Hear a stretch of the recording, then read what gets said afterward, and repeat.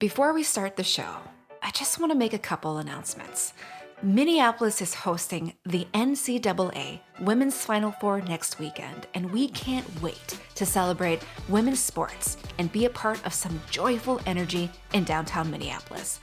We're also excited that Essence Magazine will be in town for the Final Four, joining our community as we showcase the best of Minneapolis for a national audience. So to celebrate, we're revisiting an episode featuring Caroline Wanga, who at the time served as Target's Chief Diversity and Inclusion Officer and is now CEO of Essence Magazine. I hope you enjoy the show. You're listening to Conversations with Chanda, a Minneapolis Foundation podcast that unpacks the community's grittiest, most vexing problems, hosted by Chanda Smith-Baker. So thank you, Caroline, for being part of our conversation today. Glad to be here. I wanted to start out and have the listening audience get a piece of who you are. So who is Caroline? Lord Jesus, that. It's hard to make that a piece. Here's what I would say. I am a Kenyan girl, born in Kenya, child of 2 PhDs who love education, which is why there'll be no more Dr. Wangas in the world. I am a mother. I'm a mother who became a mother before I became a legal adult. And it has shaped a lot of the way that I see the world and live. I'm a sister.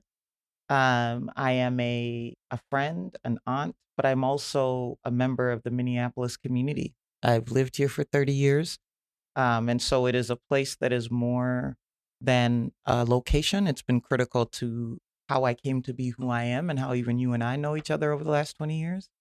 And then I'm also just what I would consider to be a person who is privileged enough to sit in a place and look back and decide what changes she wants to make about the experiences that other people have, whether that be through the lens of my job or who I choose to be as a woman, who I am in terms of my ethnicity and personality. I do not take for granted that the journey from birth to here is filled with a lot of great things, but I would love to be able to leave it better than I found it.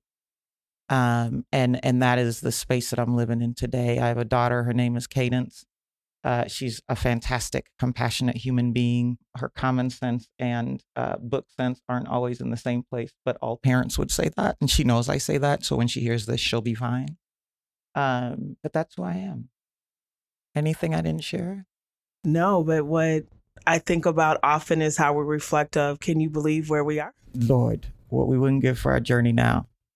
And what did we learn and where did we start from, right? And so becoming a mom before you're a legal adult is quite a statement. Yeah. And so how did becoming a mother at a young age inspire and influence, and what challenges did it present to you? I've thought a lot about this topic because the last 4 years of my life has been pretty exploratory. Like I've really gotten to know Caroline again. And so this is going to sound much more brilliant in hindsight than it did live. But the first thing I would say is there is a secret blessing behind becoming a mom before I became an adult, simply because I didn't know what I didn't know.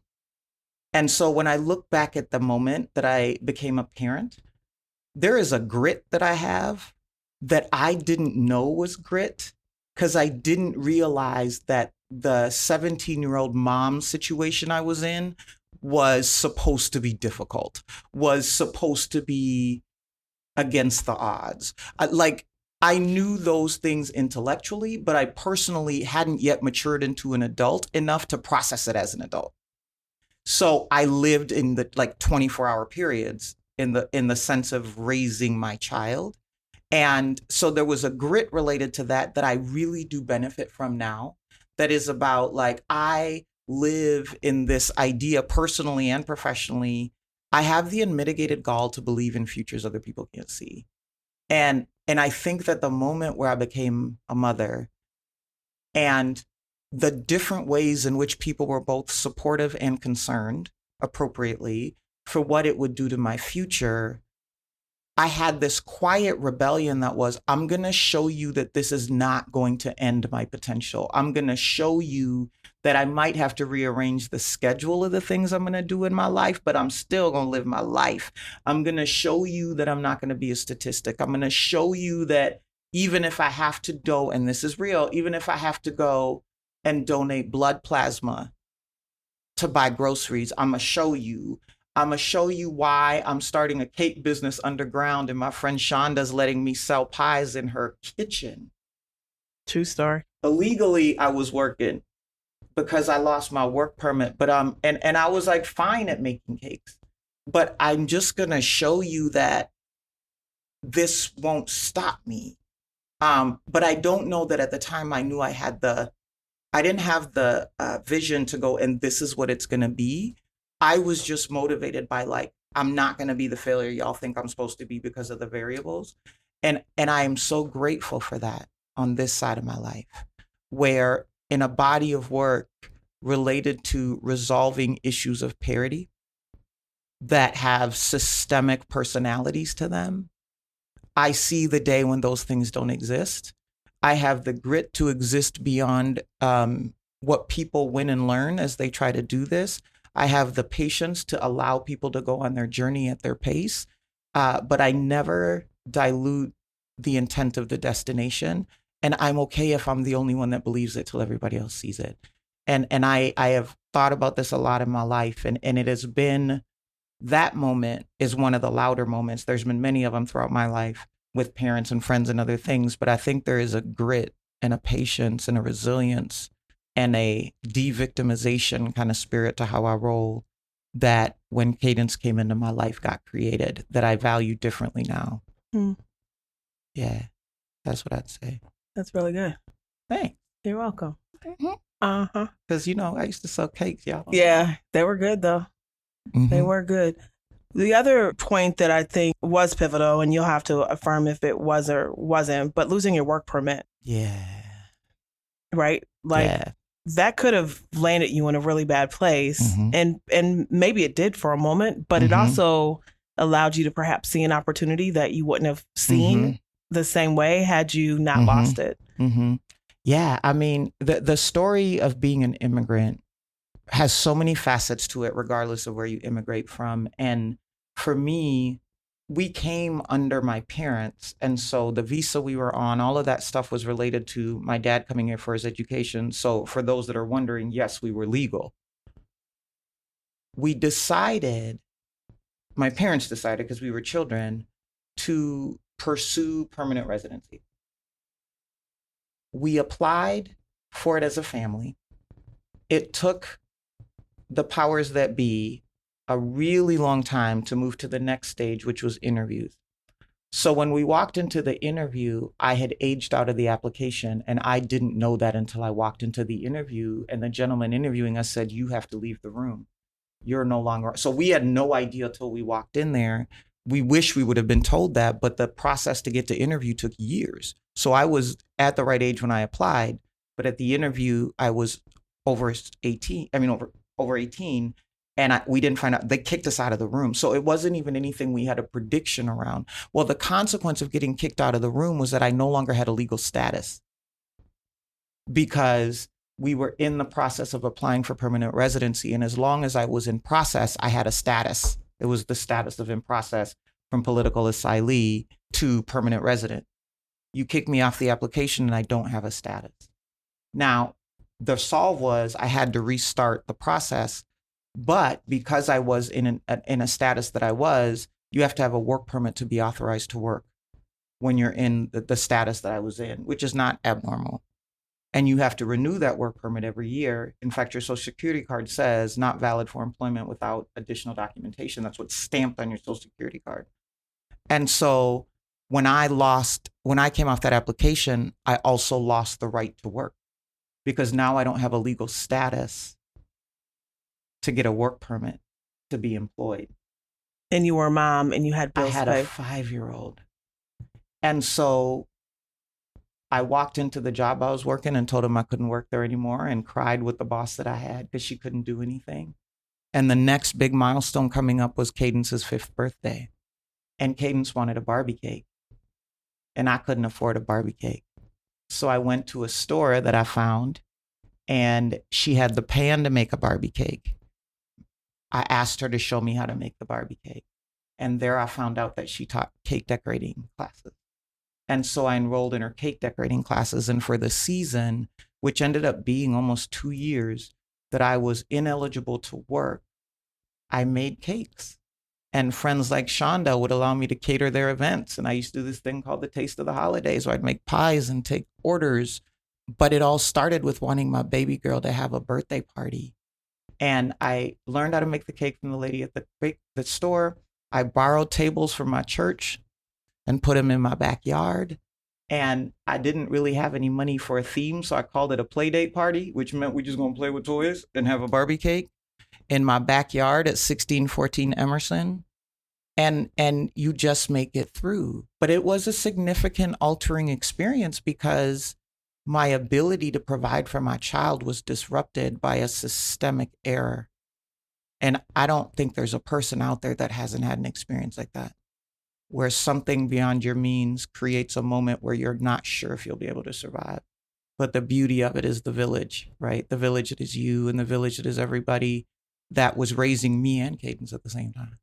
And people still came to the Playdate party, and they didn't talk smack because it was low budget. They didn't care that the Barbie cake was a good attempt.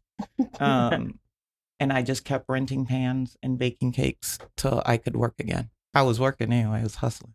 When you look back at your life, are you amazed at yourself? I've gotten there. I wasn't always there. There's a lot of things about my life that are great. The moment that I chose to be a parent is a moment that only in the last 4 years have I figured out how to reconcile psychologically. I spent most of my adult life wondering what would have happened if I hadn't had Cadence, and comparing myself to people who I knew at that moment and whether or not I was advancing at the same rate they were. I was 30, 35, physically and chronologically. Psychologically, I was stuck at 17. Even though I knew I was moving forward, I was looking at life through, but what would have been better if I hadn't? What would have happened if I'd have stayed on my track scholarship at Hamlin? Right? What would have happened if I would have been able to be an Olympic heptathlete like I wanted to? What would have happened if I'd have stayed in school? Would I have found a husband? Like, what would have happened? What would have happened? What would have happened is how I lived my life up until about 5 years ago, when I had the realization of where I was chronologically versus psychologically. And the beautiful thing about what's happened in that time, once I had that awareness, is I've had the opportunity to celebrate birthdays and milestones by reflecting upon what's really good about where I am that has nothing to do with when I became a mom. And that has been a wonderful exercise in celebration of self. And then to move myself psychologically has been about, and every time I notice something that's just goodness and grace and blessing, I get to celebrate a birthday and psychologically try to align my psychological age to my physical age and see the life that I'm blessed to have that is just not a life that anybody can be guaranteed to have, that has nothing to do with the fact of when I became a parent. And when I took that filter off, I am humbled and grateful and obligated for where I am now, not because I don't deserve it, but because it's miraculous. And that for me is the fuel for why I want everybody to be able to get to that miraculous thing with full potential, full belonging, full right to believe that that's what you can have. Because I've lived moments, both self-inflicted and others, where I started to renegotiate my potential. And I'm excited to be in a place where I accept it, I celebrate it, and I start to now pay it back. That's what's important. There's a lot of people in the community that have made choices that may have been of their own doing, or that may have had systems that have interfered somewhere in their life that they may be holding on to in some way in shame, or fear of being vulnerable, or understanding what that experience may bring them in life in terms of blessing and how it may be motivational or inspirational to others. When I think about the hard work and the disparities that we are living in within our city, and I hear your story and I think about the individuals, not the statistics, not the disparity, like not the numbers, but the human that make up those numbers and what they might be living through. What do you think is an important thing for someone that's the outside, like assessing, right, whether or not the issues are worth investing in or the people are worth investing in? Like, what would you say to them? I think the first thing I would say is it's not your job to assess somebody's potential, so stop doing it. Stop doing it. If you are trying to figure out how to make a change, just ask who needs it. Don't research what stats it's impacting. Don't research whether or not they are at risk enough to be worth investing your money. Don't measure how much tax exemption you'll get. Don't measure how much brand reputation you'll get.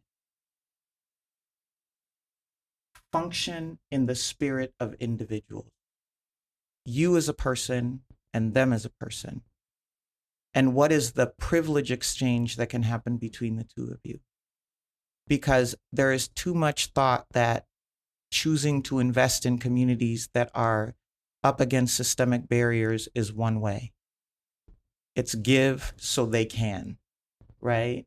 Show up so that they can. Fight so they can. And I'm not saying that's incorrect. I'm saying that there's a real big assumption that you're not going to get anything out of it and you're just doing this benevolent exercise. What I would urge people to think about is that the investment in the people who are facing barriers beyond their control and all they need is the barrier moved and then they have everything else they need to go forward. They don't need you to help them. They just need you to remove the fence. Are the people who will take care of you. They're the people that will become your neighbor. They are the people who will become every service you have that is offered by a human being is who that person is. And as you think about the role that you can play in removing barriers, think about who's going to be taking care of you and how you want them to feel about you when you need them more than they need you.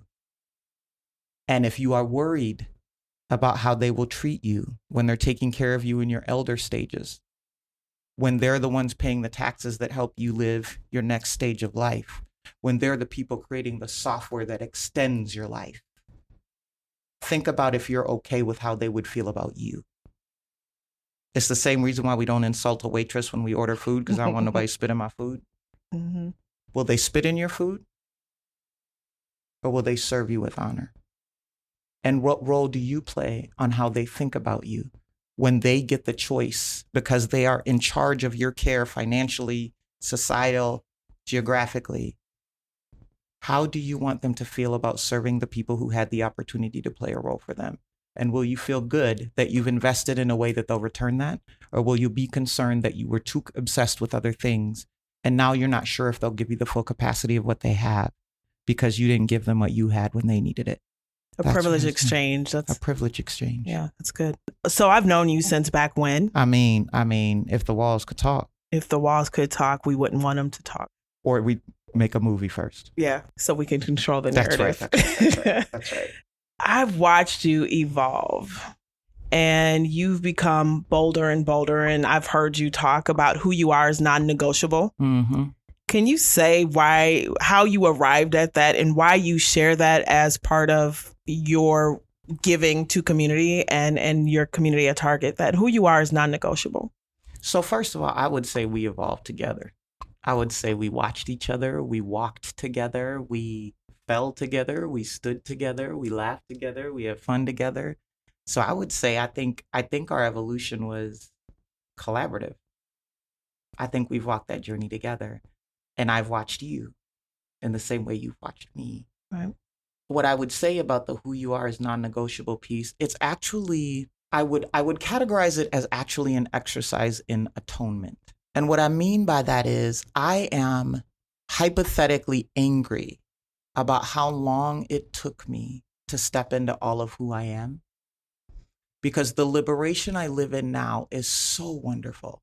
And man, did I waste a bunch of energy trying to wear New York and Company cardigans, right? And putting lye in my hair, not because there's anything wrong with lye, I just didn't want to and it burns and it hurts. I just have to reconcile and forgive myself for waiting so long to step into it. Because the liberation, the spiritual, psychological, and physical health, the miraculous manifestation of things that were really easy for me that people think are mind-blowing, that are signs that you are operating in your purpose, could be so much further along had I started that sooner. And so the journey of who you are is non-negotiable. That is the story of how I got to where I am right now, but not the end of the book, is a story in trying to make up for that gap by getting people to step into theirs sooner.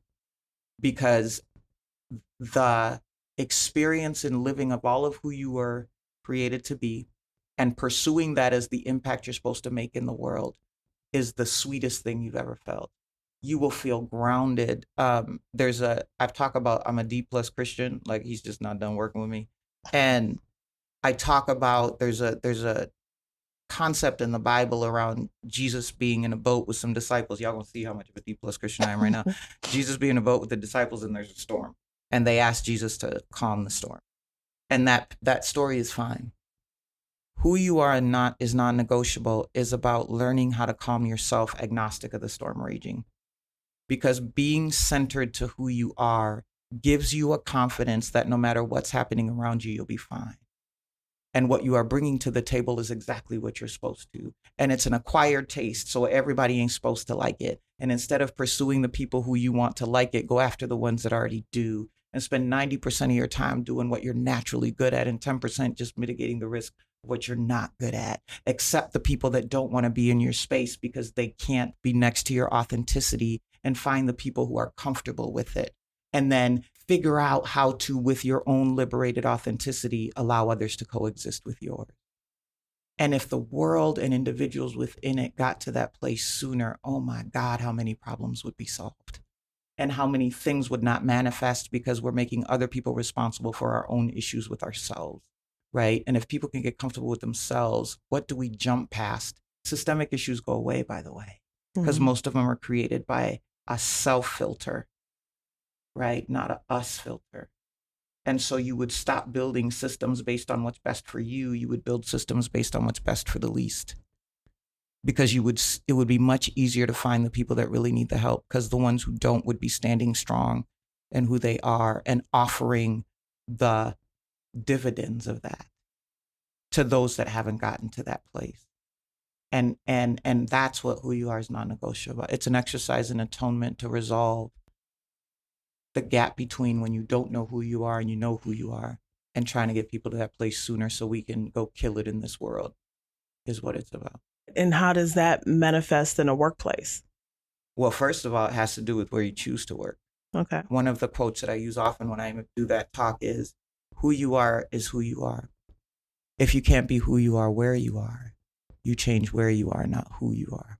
And as simple as that sound, it's profound because most people don't think about it that way when they think about an employment relationship. Although they think about it that way when they think about a people relationship. They think about it that way when they think about a relationship between them and their retail therapy. They think about it when they think about where they go eat food. I often talk about in the Black community, potato salad is a big deal. And people will literally starve if they don't know or don't like whoever made the potato salad at a gathering. Like literally will starve, like I'm going to Shake Shack to get some fries, but yet we'll work anywhere. We're picky about the wrong things sometimes. And your desire on where to spend most of your day should be based on the place where all of you is allowed to exist. And every employer may not have that, but be in indignant pursuit of the one that does, because you will never achieve the fullness of your potential if you choose to put yourself in an environment where who you are isn't what matters. It'll cap out at some point. And once you go into an environment to work and know that it doesn't work for who you are and stay, it's a choice. Don't pretend you're a victim. You can stay, but it's a choice. You're not a victim, and know why you stay. If we would interview the places we want to work as hard as they interviewed us, would we take the job? If we were as picky with our places of work and the people we work for and the environments we work in as we are about potato salad, would we? And if organizations that employ people had to reconcile that people are literally refusing to work there because of who the company is, the company will change. If we continue to accept as the talent that can help them make money or make impact accept the environments that are unacceptable, then why should they change? They react to variables. Mm-hmm. Who you are is who you are. If you can't be who you are where you are, you change where you are, not who you are.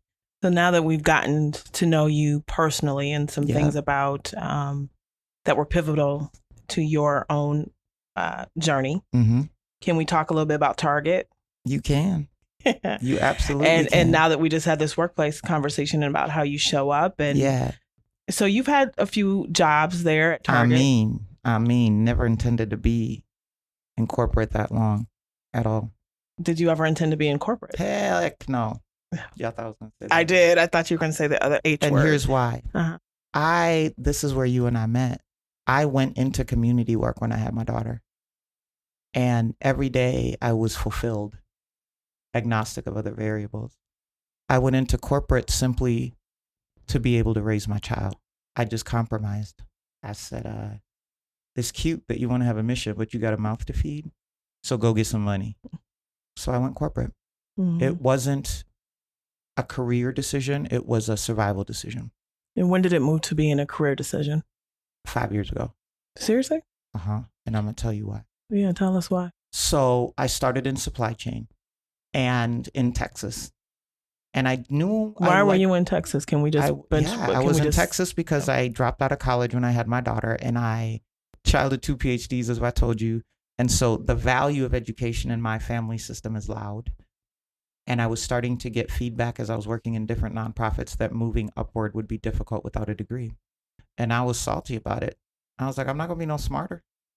I could do the job now.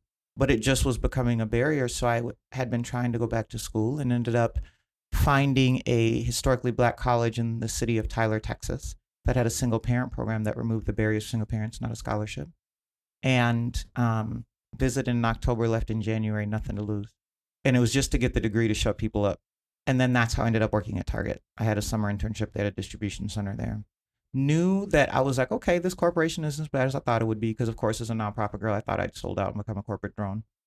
And I was like, okay, it's not as horrible as I thought it was going to be. But like, what do I want to do here? So built through a lot of great advice, different experiences I wanted to have to decide what I want to be when I grew up. And honestly, that's what drove my career up until this job. So it was to lead hourly people because my career could have led to stores. It was not lead people at all. I hadn't decided if I wanted to do it. It was lead salaried folks because that's a part of your trajectory. And then it was have a role in HR, which my mentors made me put on there. And I thought it was crazy, but I put on there so they shut up. And literally that drove my career. I was leading non-exempts. In the job I was in, I ended up getting solicited for a job to be an individual contributor that brought me back to Minnesota. So that was my not leading people job. Then it was lead leaders, which came through ending up getting an HR job after being turned down for 5. And that's where I got my HR experience and my lead leaders experience. And then I evaluated that to see what I wanted to be. So you got turned down for 5 internal jobs. 5 HR jobs. Oh, okay. My fault. For the thing that I didn't want to do. Okay, so but you were applying for them. I told y'all HR don't need to be on my plan. And there's a woman who actually is my boss now that was behind the scenes on all of them. I hadn't met her. And she's like, one more job. And I'm like, no, I'm done being carted around as a supply chain girl that y'all want to put in HR. Like, we've dated. We went on 5 dates, HR. We can break up, right? Mm-hmm. And I had a leader at the time that just had a good amount of love and tough and was like, take your butt up there for the interview. And I was like, fine, but I'm never going to another HR interview if I don't get this one. And I got the job.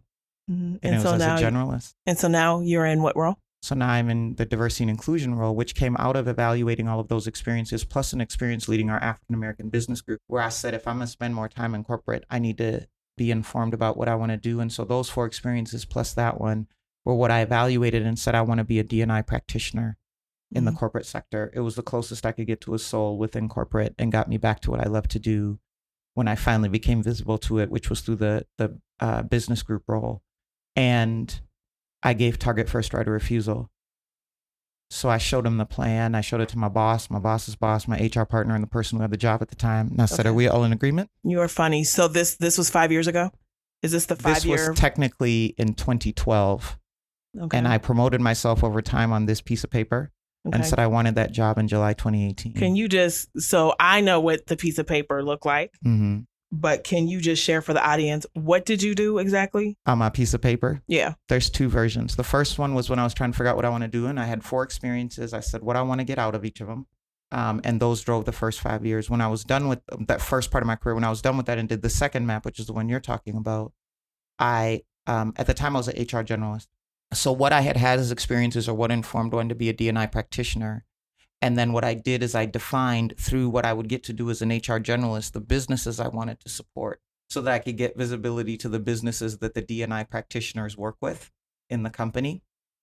And I went to my boss and said, so here's as y'all are talking about next move and talent dialogues, here's the moves I want because they have the businesses that I want to understand that work with a D&I job. And then for fun, I promoted myself over that time and calculated that it would be July 2018. And this was June 2012. The reason why I remember that is because I was daydreaming at a conference and doodled on a piece of paper with the date on it. And I gave it to him and I said, are we all in agreement? Yep. And then we put it away. Fast forward to November 2014 when my boss calls me and tells me, now mind you, this is November 2014, where my boss calls me and tells me, hey, remember that job we're going to have you do? Here's the details, but there's a D&I job coming. Do you want it? And I'm like, but July 2018, it's like 2014. I got stuff to do. But then it was like, Wanga, shut up. You opened your big mouth. And so I took the job in February 2014. And here we are. And it's the first time in my entire life in corporate America where I am working in a job that is aligned to my passion. And so I don't feel like I'm working. And so when you said, like, when did that moment come? The reason why I said 5 years ago is because in hindsight, strategically, in the moment it was strategically, moved myself into taking ownership of aligning who I was with how I wanted to make money, and indignantly fought on behalf of Target. I would love to do it with you, but it was a statement about this is what I want to do. And so I will find the partner that's going to let me do it, but I will give the place that I am first right of refusal. And they decided not to pass. Mm. And I will never regret choosing to fight for Caroline and what she needed, but not in an antagonistic way to Target, in a way where I'm going, instead of Target being the hub of the wheel and me as the spoke, I'm going to be the hub of the wheel and Target gets to be a spoke. And therefore Target gets to be a part of my experience versus me needing to be a part of Target. And that partnership has been beautiful over the last 5 years. And I couldn't have asked for a better moment and a better experience in the last 5 years. I liked the 15 years, but this has really been the best of it. So when you started in this role, you didn't have dreads? Oh, heck no. And now you have dreads? No, could not. I'm sure someone told you not to have dreads in a corporate environment or something along that line. And so there's all these unspoken rules about how you survive as a person of color. Listen. Yeah, we listening. Tell it. So here's what's funny about the hair thing. My hair, my life, this, has been an accessory. Like, I've had a fade better than most black men's fade. I had waves and everything. I have had braids. My hair has always been an accessory. So I'm not a person who didn't ever want to change their hair. Locks is something I'd always admired. But there was a narrative playing in my mind that they're unprofessional. You don't wear them in the workplace. They're forbidden. I couldn't tell you who, where, or when that was told to me, but the narrative was loud and rooted. And so I just never did it. And when I got this job, I had a moment of conflict where I was like, so you just gonna tell people to be who they are and you're afraid to change your hair, Wanga? Like, that's how we're gonna live our life? And so I cut out my micro braids and I went and started twists with fear and thought that literally for the next week, everybody that was looking at me was about to fire me. It was that heavy. Like, I literally all of a sudden became concerned for a very successful career where Target and I have contributed to each other for 10 years. And all of a sudden, because I changed my hair, that entire relationship was in question very realistically, in a way that I was infusing a lack of psychological safety at work because of how afraid I was. And the reason why that's an important story to tell is because, first of all, what's really important to share in that is we're talking about a scenario where there's a group of people who feel like their hair in their natural state will cause them to not be able to make money. Like, just process that for a second. The hair you were born with will become a career limiter. Like, just process that for a second. Just like, what? So you've been manipulating your hair. If you want to do it for vanity, fine. I'm talking about the people who did it to survive. Just to be employed? What? Happens every day. Yeah. Right? And so, but it's real. And there are some places where it's a documented policy that it's against the rules. And there's other places where it is a lived policy. But what Black women, as an example, have to reconcile every day, every job transition, every interview, every podcast, every whatever, is how am I going to wear my hair? And that is not a question that for us is the first question is beauty and style and aesthetic. It's a question we're asking that with it comes, do I have the patience for explaining to people what I'm doing with my hair today? Do I have to worry about somebody touching my body without my permission because you're fascinated with my hair? You can ask, but I'm worried about if people are going to touch me. And if there was any other scenario where somebody was talking to me, they wouldn't touch me without my permission. But because my hair is curious to you, you're going to touch me without my permission. And I don't know you, stranger. You're not in a McGruff house. That's for generation people. It's also a place where you go, at what point will I reach a certain place in my career where I can wear the hairstyle I've always wanted to? I'll go natural when I get to a level. I'll go natural. It's a situation where you literally are making a decision based on your hair about what your career, what your job, what your performance, what your reputation is going to be. And there are entirely too many people in the world that never have to think about that. And so when I put locks in my hair, the decision I was actually making is, it's something I've been covering. And if you don't know the topic of covering, look it up. I've been covering that I can't cover because I'm in a job where I'm asking people to bring who they are. But I am fully prepared for my employer to break their relationship with me that is very solid because of my hair. And I was prepared for that to be a consequence. It didn't happen, but that doesn't mean I didn't have the psychological concern that it would and what that does to your health. And so I tell people I've been in this job this long and I grab my hair because the length of it is a symbol of that moment where I brought the last of my physical attributes that I had not wanted to bring to work into the workplace to test if where I was could work with who I was. They passed. Mm-hmm. But what I tell people is listen to the wisdom of the people who advise you based on their experiences. Do not accept it as your truth until it happens to you, because it may not happen to you. And if I would have kept listening, I wouldn't have locks to this day. But I chose to test the truth. Mm-hmm. So that as Caroline with Target as my employer, I could test what's happening and if they were okay with me. So that was a psychological hurdle that you had to jump. And once you jumped it, it gave you some other freedoms of expression. It was super liberating. And so you have evolved in a way and used your position and how you show up every day to visually support others at Target and in other places of work to show up as their authentic self. Yeah. So can you talk about the other transformations and how you show up and why you show up the way you do? Yeah. So there's locks, as you've mentioned, which also get worn in 1,000 different styles just because it's fun. Unicorn horn is my favorite. Clothing. I wore New York & Company for work. And they're a great company.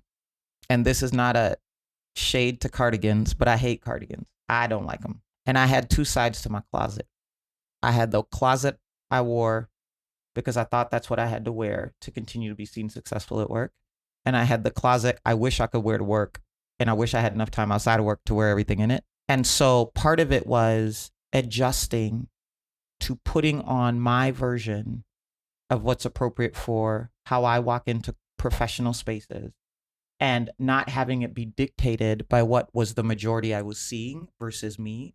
I'm not dressed inappropriately, but I am dressed in celebration of who I am. And so it was about adjusting that wardrobe because as much as it sounds surface, it's critical. What you wear impacts how you feel. And when you're wearing something that doesn't align to how you feel, then no matter what, you're limiting how much you can produce that day. And so when I liberated myself by wearing the clothes that actually and putting a style together that was more reflective of who I wanted to be, all of a sudden I had more capacity for the real things I needed to go do and change. I have a way that I introduce myself to people with these slides, and the one around style, I say, I wear, W-E-A-R, where I am, W-H-E-R-E. Blue lipstick. So I was never really like a huge makeup person. I might have worn a little bit of foundation, but like I didn't wear red lipstick because I didn't like the way it looked on me, and I didn't wear any lipstick. And so after I came to work with my locks, I was like, they might be ready for blue lipstick. And so I did blue lipstick, and nobody said. Now they're probably talking smack from like a just talk about people thing, but like nothing happened. I was like, what? And then became the attire. And then I would say the biggest transformation was being of Kenyan descent. I just had a hunger to have my cultural dress be represented in where I am every day. And so I started to have made African fabrics and modern silhouette. And it's been so much fun because tied with my style hobby, it's just fun to like get in a competition with myself about how outrageous I can be, because I tend to like architecturally interesting clothing. So I like, there's some visual like, oh, really, to the way that I choose to do it sometimes. But what's more important about it is now this job comes with speaking and external representation as a part of the job. If I'm going to be on a stage, I have African attire on. And why is that important? It's there because I need you to see the Kenyan girl in the corporate executive. I need you to see cultural heritage and pride without thinking it's a threat to your cultural heritage and pride. I need to challenge what has been defined as a traditional dress code that was just based on the majority that are present versus the fact that traditional, business, casual is subjective to what your cultural heritage is. And where I'm from, when we dress to the nines, we put on our fabrics. And so my business professional, from a cultural perspective, yes, there are suits, but that's about the influence of colonization in Kenya. And you can wear suits. That's not a shade on people that wear suits. But my cultural heritage, when we have significant life moments, we put on our fabric. We put on our fabric, and there is room for our fabric in what I take to work every day and the work that I do. And so it is a little bit of atonement. It's messaging that I want you to feel like how you dress is not the way that I see you. I want you to come as you want to be dressed so we can go get this work done. And I want you to feel that if how you dress has a connection to culture, then bring it. And so anytime I get on the stage, I have on African attire to just push people uncomfortably to go, yep, you're probably processing why I have on a pair of shorts and a tie, because that's my aesthetic. But this is also Ankara. Mm-hmm. It's dashiki. It's kitenge. The fabrics of Africa mean something to Africans. And so this isn't just about this girl wants to wear her style. This girl is proud of her heritage. And for the people who are across the pond at home, mm-hmm. who for generations didn't think a Kenyan girl would come and be vice president, this is for them. This is for them. And there's a line out there I've seen in many memes that says, you're your ancestors' wildest dream. Mm. So when I get up there in my African fabric, I'm fulfilling wildest dreams. I am picking up the batons that have been put down for me and leaving them further ahead than I picked them up. And there's so much pride in knowing that standing in front of audiences, working for Target, that's what Africans say. Say it again. Working for Target. So some people say Target, some people say Target. Africans say Target. This is for my grandmother and for Jomo Kenyatta and for the battles of colonization and for all those in the diaspora who were stripped of their identity. I'm going to bring some of it back in a symbol of solidarity and celebration and giving people permission to live with me in my African identity and not feel threatened by it. Because the principles of Africa, Lucy was found in Africa, by the way. So pretty much Lucy, the fossil thing was found in Africa. We're all African. They found it in East Africa. Go look up Lucy. But it's reconciliation for misinformation, disrupted pathologies, selfish story documentation about who African people are. And so if I have the privilege of standing in front of audiences with a Fortune 50 company in a corporate officer role, I want to write a new story for those that may have the wrong story by saying, I'm good and I'm Kenyan. I'm smart and I'm Kenyan. I'm a girl and I'm Kenyan. I work for Target and I'm Kenyan. And those things don't need to be separated, nor do you need to be surprised when you encounter me, because there's a lot of me's you've encountered. They just didn't get access to the stage. And don't make them have to get to this stage to be acknowledged. That's why I do it. My girl. My girl. So much power in all of that. But there is something about being in front of audiences and the power of convening and the power of using your platform. Yeah. And I'm in discovery mode and the foundation is in listening and learning mode. Yeah. Right? I'm in a new space and I'm trying to get to my stride. Yeah. And you know, what advice do you have me in this role? And especially, you know, is there power in convening? I mean, is there something that can shift and change by just being in front of an audience to help change narrative that can be applied to philanthropy? Yeah. I mean, the first thing I was thinking as you were asking the question is, I think one of the principles that are really important to understand in this question is there can be a difference between the message and the messenger. And if you're willing to treat those things differently, you will make impact. I think what often happens that gets in the way of things like being able to convene stages like that is that there is an over desire for the messenger to own the message. And if there are entities like a foundation or other philanthropy entities that are willing to craft the message of intent, but flexible on how which messenger delivers it, if that ego calibration could happen, we would see much more impact to our work. So as an example, the Minneapolis Foundation, I know a little bit about you guys because you employ one of my best friends. But if I take it as an entity aside from my personal connection to it, nobody in the community knows who the foundation is if they aren't an entity that gets money from the foundation. Or if they give money to. Or if they give to it, right? Like there's an individual to foundation relationship and there's an organization to foundation relationship that is about the exchange of resources. If you aren't in that circle, you don't know who the foundation is. You don't know what diversity and inclusion is. You don't care. What you care about as an individual is your lived experience. The opportunity comes when organizations that play a role in philanthropy are willing to let go of the messenger being their decision and become good facilitators of the message and trust the messengers to deliver it in the best way for the audience that needs to hear it or for the people that need it. So if it's a big stage and the moment makes sense for Chanda to be on the big stage, to share a story to the big stage, because this big stage group of people are hard to access individually. And so when you have them in a captive moment, take advantage of the moment, do it. The wrong side is only having a strategy that takes advantage of only those moments. We only do those things when we're in a stage at a conference, and organizations have to watch their ego because that's often how you evaluate whether or not you want to take the opportunity to speak. Is it in alignment with who we are? Is it too small for us or too big for us? Versus who's the audience? What's the message we need to share? And is that the right way? But there's also a part of this that's super grassroots. Chanda, you're super connected in community because I've sat with you in community for over 20 years. You're at the Minneapolis Foundation as the lead of community engagement because of your connections in community.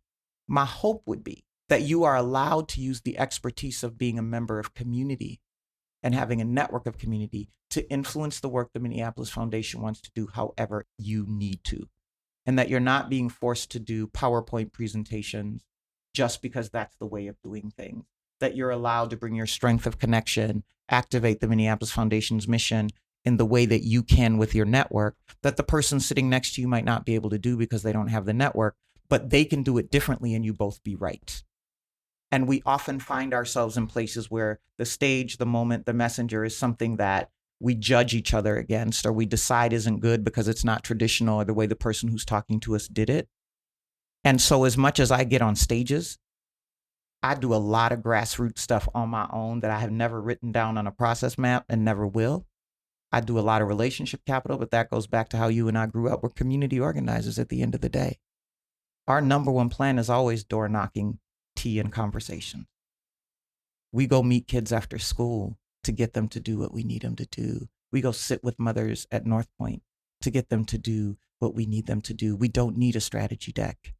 We don't need a suit, right? We don't need a corporate fund. We don't need a title to go and sit with the people we're in community with and do the work of the big organization. The goal is to be agile, and organizations become flexible with the mission being delivered through the messengers that are qualified to do it their way. And don't claim you want a different messenger if you're not going to let them do it with their expertise. And if you're going to force them to do it the way the organization wants it, you'll fail. And I have had the privilege in this job of being allowed to do this work the way that I think it should be done, without question of my methods, because the results demonstrate themselves. Mm-hmm. And the more I deliver results, the more there's trust, even if they don't understand, that my methods and my approach and my strategic intent will work, because you're seeing results. But no, I can't put a PowerPoint together and present to you why. And don't make the fact that you don't understand it my problem. Understand the results. And then just choose to believe that what I tell you or what others tell you are the experiences are true, and find where you can help, instead of making it my job to prove you right, or to prove myself right with you before you'll help. Trust I'm telling the truth. Look at my results to see if I did it. And if those two things are working well, leave me alone. All right. Some of the principles of boldness, yeah? Yeah, but intentionality and who you are is non-negotiable. Because telling people to trust my methods requires that I trust myself enough to know that I will deliver. And I don't spend a ton of time trying to solicit support for my move. I just move. And a pattern in my life that has been true, that may sound arrogant, but it's just reflection, is I'm never the cool kid when I come to a group. I'm always the weirdo. People are like, who let this girl in and who employed her? Because I'm always in some other train of thought. I function differently. Every time I join a group or an entity or a stage or a moment, I'm the weirdo. And I always come out the popular girl. Why? Because people don't know how to deal with who I am for themselves until they see the results connected to it. And if that's how long it takes them, then I'll be alone until they get there. And I'm okay with that. I want to thank you, my sister friend, for spending time with me. The fact that we here, well, we wouldn't give for our journey now. Man. Who'd have thought that we'd be sitting here having a podcast? First of all, when we met, we didn't know a podcast. Well, there wasn't no podcast. No. Two girls living in North Minneapolis trying to raise their children, trying to work at the NAACP, get work done at Oak Park, at North Community Y, Turning Point. Yep. But we wouldn't give for our journey now. Mm-hmm. And we hope that the Alans and the Cadences of the world take it further. Yeah, the beauty of the journey, right? The beauty of it. We didn't know it then, but we know it now. Lord Jesus, thank you for the coverage, because there were several very special decisions in my life that, but for God. But for God. Thank you. Of course. Thank you for having me. I hope this is helpful. My ask is, do one thing with how you're feeling right now. Do one thing with how you're feeling. I don't care what it is. Do one thing with how you're feeling. And that's Caroline Wanga and our host, Chanda Smith-Baker. If you love what you hear, please leave us a review wherever you get your podcast. Thank you to Sarah Gillen, John Coco, and Darlene Benjamin. This is Sue Pak Keenitz. Thanks for listening, and I'll talk to you soon.